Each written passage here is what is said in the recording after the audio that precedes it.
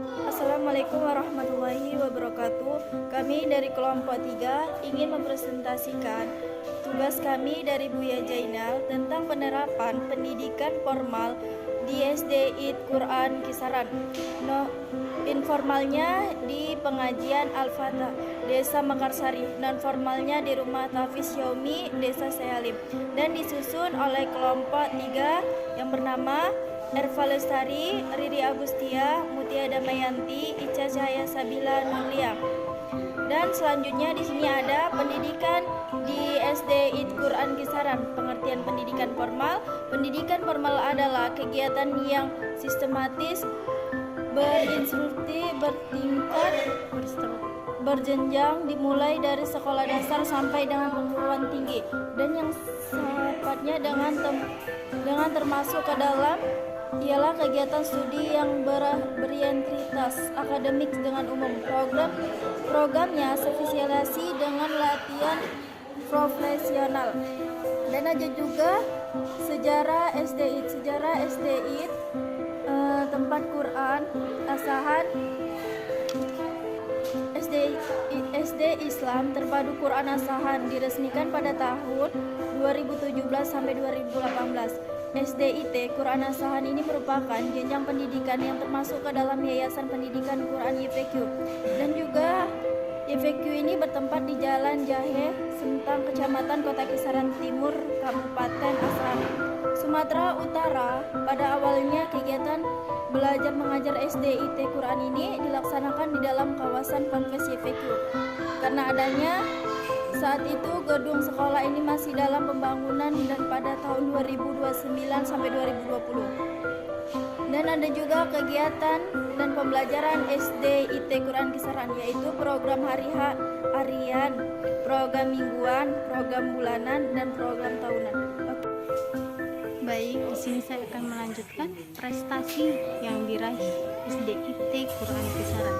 Yang pertama, juara 1 lomba IPA antar sekolah se-Kabupaten Asahan.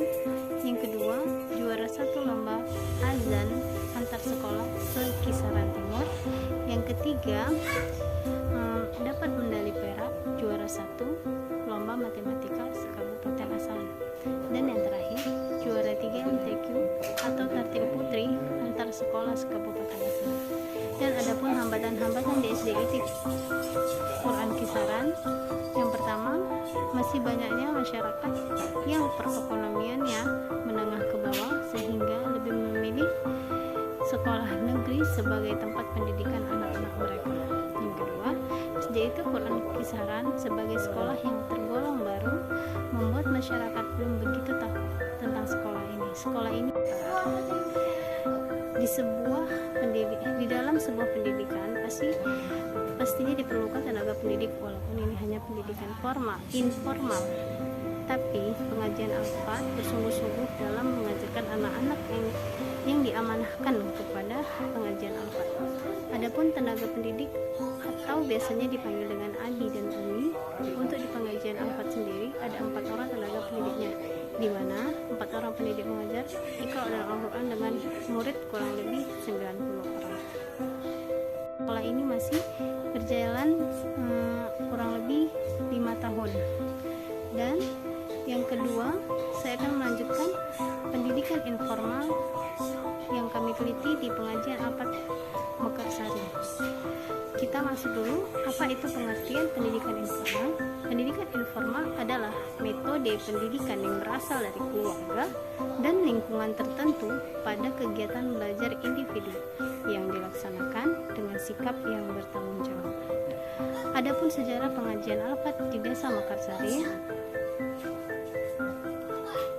yaitu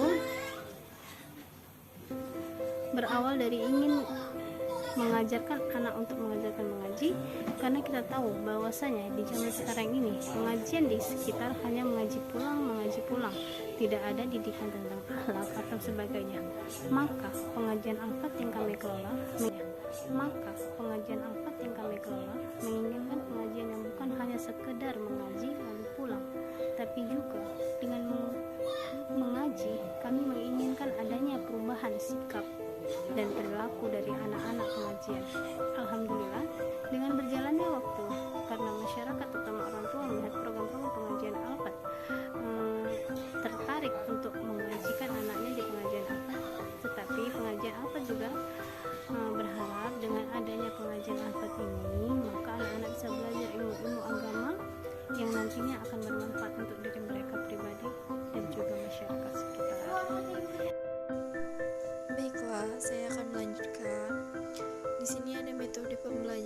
pengajian Al-Fat, yaitu metodenya metode penunjukan, metode lagu, dan metode pembaca berulang-ulang. Dan di sini juga ada keunggulan pengajian Al-Fat, yaitu program tahfiz, program tahsin, program sedekah kepada masyarakat yang kurang mampu ataupun anak-anak yatim. Dan di sini ada kita menggunakan keunggulan ceramah, tilawah, dan sebagainya. Dan di sini juga ada bagian 6, yaitu hambatan-hambatan di pengajian Al-Fat. Hambatannya kehadiran dan motivasi atau dukungan dari orang tua itu sangat penting. Baik, di sini saya akan melanjutkan materi yang telah disampaikan oleh pemateri sebelumnya. Materi yang akan saya sampaikan kali ini yaitu pendidikan non-formal di Yayasan Amanah Umat Mutiara Ilmu Desa Syekh Ali Masa.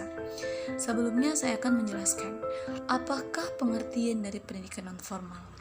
Pendidikan non-formal merupakan jalur pendidikan di luar pendidikan formal yang dapat dilaksanakan secara struktur dan berjenjang, yaitu sejarah Rumah Tahfiz Yaumi. Yayasan Amanah Umat Mutiara Ilmu berkeinginan untuk membangun dan mengembangkan pendidikan di bidang keagamaan dan mencetak generasi yang Qurani.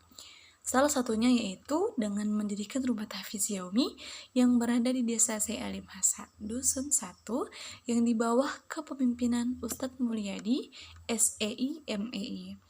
Rumah Tahfiz Yaumi berdiri pada tanggal 5 Juli 2021. Dengan adanya Rumah Tahfiz ini, pihak Yayasan Yaumi berharap dapat membantu masyarakat sekitar yang ingin menyalurkan potensi anak-anaknya di bidang Al-Quran. Yang ketiga, yaitu keunggulan Rumah Tahfiz Yaumi. Adapun keunggulan yang dimiliki oleh pihak Rumah Tahfiz Yaumi yaitu yang pertama, adanya pendidikan tambahan seperti pembelajaran tahsin yang dilaksanakan setiap hari Senin. Hal ini untuk terus memperbaiki bacaan Al-Quran para santri. Dan keunggulan yang kedua yaitu adanya pembiasaan yang dilakukan setiap hari Jumat untuk membangun kepercayaan diri santri, yaitu dengan membiasakan diri untuk bisa tampil di hadapan teman-temannya. Selanjutnya yaitu yang keempat, metode pembelajaran di Rumah Tahfiz Yaumi. Terdapat 2 pembagian. Yang pertama untuk kelas Iqra, kami menggunakan metode talaki. Sementara untuk kelas tahfiz, kami menggunakan metode sabak, sabaki, dan manzil.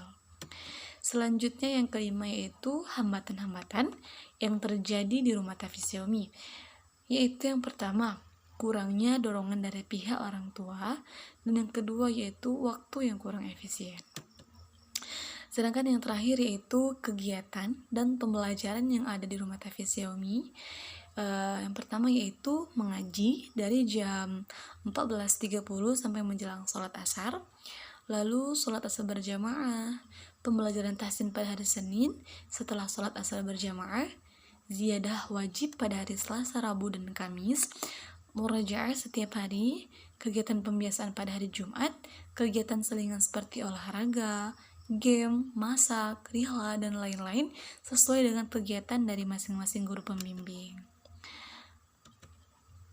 Kegiatan dan pembelajaran yang ada di Rumah Tahfiz Yaumi. Yang pertama, mengaji dari jam 14.30 sampai menjelang sholat asar. Yang kedua, sholat asar berjamaah. Yang ketiga, pembelajaran tahsin pada hari Senin selesai sholat asar berjamaah. Yang keempat, ziyadah wajib setiap hari Selasa, Rabu, Kamis. Yang kelima, murajaah setiap hari. Yang keenam, kegiatan pembiasaan pada hari Jumat.